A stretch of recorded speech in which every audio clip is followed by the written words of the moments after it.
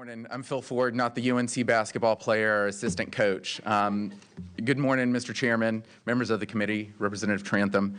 My name is Phil Ford, and I use he and him pronouns. I will be reading a letter from nearly 90 educators, including teachers and counselors from across South Carolina released today, opposing this bill and other anti-transgender legislation.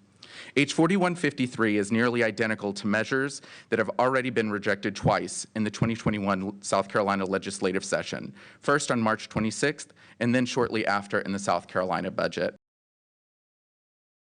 Students deserve the same opportunities to thrive as any other student. That means being able to participate in school athletics, through which they can learn sportsmanship, leadership, and self-discipline, and build a sense of belonging with their peers. H 4153 would block children from having the opportunity to play sports through which they develop and learn to use core brain functions. Studies have shown that children that participate in sports in and outside of school are more interactive and focused in class, are able to absorb and recall information better, and lower stress levels.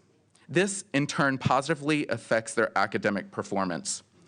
Emily Meyer, a public school teacher from Bluffton, said, on behalf of 88 educators in South Carolina who have signed this letter, I urge lawmakers in Columbia to reject anti-transgender bills, including 4153.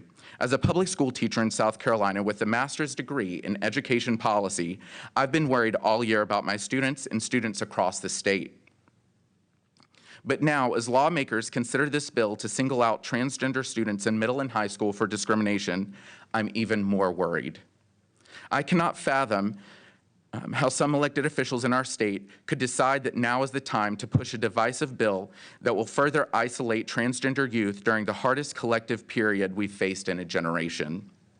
This bill targets trans kids and tells them that they are not allowed to access the myriad benefits of athletics.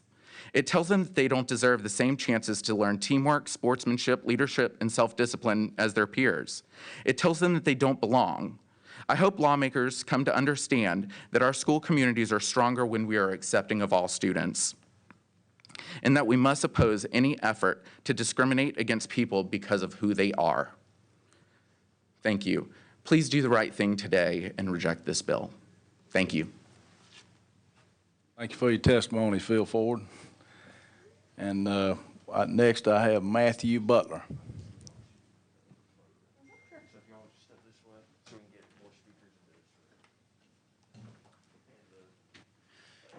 Good morning.